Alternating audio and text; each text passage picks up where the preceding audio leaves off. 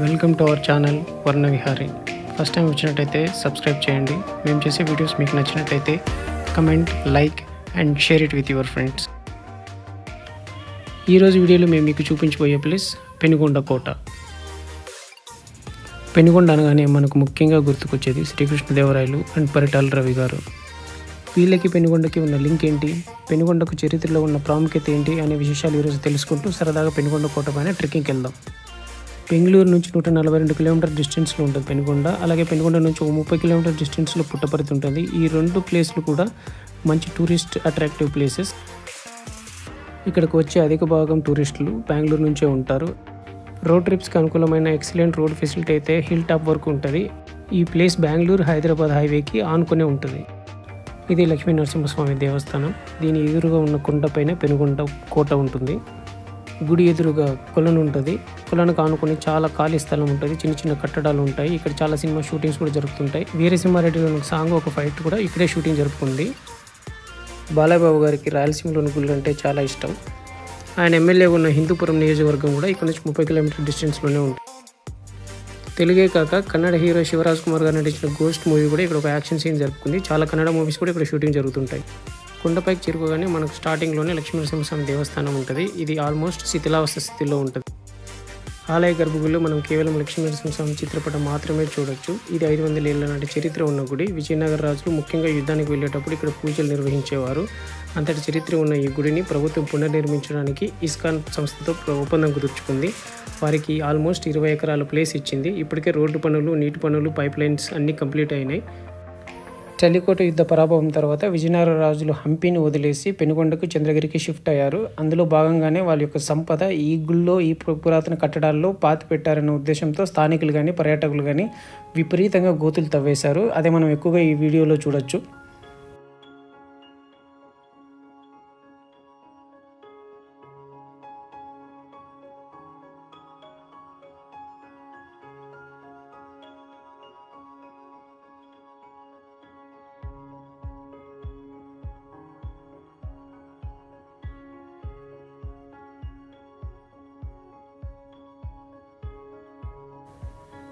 అదండి లక్ష్మీనరస్వామి గుడి చరిత్ర. ఇప్పుడు మనం పెనుగొండ కోటకి ట్రెక్కింగ్ వెళ్దాం.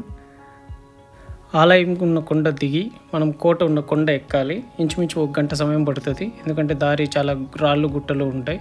కాబట్టి మనం కొన్ని ఇంట్రెస్టింగ్ ఫ్యాక్ట్స్ మాట్లాడుకుంటూ వెళ్దాం. పెనుగొండ అనగానే మనకు ఎక్కువగా గుర్తొచ్చేది విజయనగర రాజులు అయినప్పటికీ దీన్ని కట్టించింది మాత్రం హొయసల రాజులు. వీళ్ళ చేతుల్లోంచి అది ఢిల్లీ సుల్తానులకి, అక్కడి నుంచి విజయనగర రాజులకి, విజయనగర రాజుల నుంచి హైదరాబాద్ నిజాం ప్రభువులకి, అక్కడి నుంచి ఫైనల్గా అది బ్రిటిష్ వాళ్ళ కంట్రోల్లోకి వెళ్ళింది. హొయసల రాజ్యం మెజారిటీ కర్ణాటక రీజన్స్, కొన్ని రాయలసీమ ప్రాంతాలు అండ్ తమిళనాడులో కూడా north Tamil Nadu up to Thanjavur వరకు విస్తరించింది.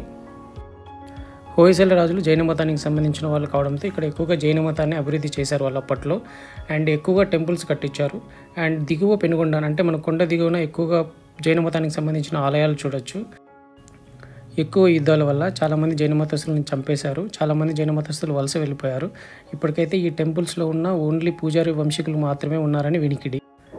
పెనుగొండ ఫేమస్ దర్గా ఒకప్పటి జైన్ టెంపుల్ అని ఇక్కడ ఉన్న స్థానికులు కొద్దిమంది అభిప్రాయం. ఆలయం ఉన్న కొండ మనం పూర్తిగా దిగేశాం. కోట ఉన్న కొండ ఎక్కాలి ఇప్పుడు. హరిహర బుక్కరాయలడవి కేటాకెళ్తే కుండేళ్ళు కుక్కాల ఎంటబడ్డాయంట. పౌరుషాల పురుటి జీవగడ్డము ప్రతిన బట్టిన శత్రువిక పతనమేరా ఇక పత. అది శ్రీరాములయ్య సినిమాలోని పాట. శ్రీరాములయ్య అంటే ఎవరో కదండి, పరిటాల రవి గారు వాళ్ళ నాన్న. ఆయన పేరు మీదుగానే ఆయన కొడుకు కూడా ఆయన పరిటాల శ్రీరామ్ అని పేరు పెట్టారు. ఈ అడవిలోకి హరిహర బుక్కరాయలు వేటకు వెళ్తే కుందేళ్ళు కుక్కల్లాగా వెంటబడి వాళ్ళని తరిమాయంట. అంతటి పౌరుషాల నేల ఇది. హరిహర బుక్కరాయలు అంటే ఎవరో కాదు, విజయనగర సామ్రాజ్య స్థాపకులు వాళ్ళు. విజయనగర రాజులు తెలుగు వాళ్ళ, కన్నడ వాళ్ళ అనేది ఒక పెద్ద డిబేట్ ఉంటుంది. ఎప్పుడు తెలుగు వాళ్ళు అంటారు, కన్నడ వాళ్ళని అనుకుంటుంటారు. కానీ కొన్ని శాసనాల ద్వారా తెలిసేది ఏంటంటే హరిహర రాయలు, బుక్కరాయలు తెలుగు వాళ్ళు. యాక్చువల్లీ వాళ్ళు కాకతీయులు కూడా బంధువులు అని తెలుస్తుంది.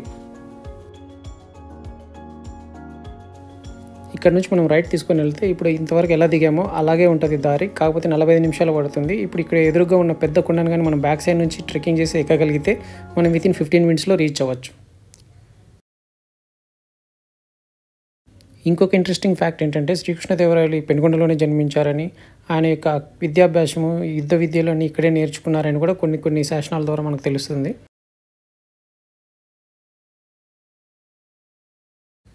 పెనుగొండలో మరో ఫేమస్ ప్లేస్ ఏంటంటే 12th సెంచరీలో ఉన్నటువంటి బాబా ఫక్రుద్దీన్ ఆయన లాస్ట్ రిమైన్స్ బరీ చేసిన ప్లేస్ పెనుగొండ దర్గా. దాని గురించి దాని విశేషాల గురించి మనం ఇంకొక వీడియోలో డెఫినెట్గా కవర్ చేద్దాం.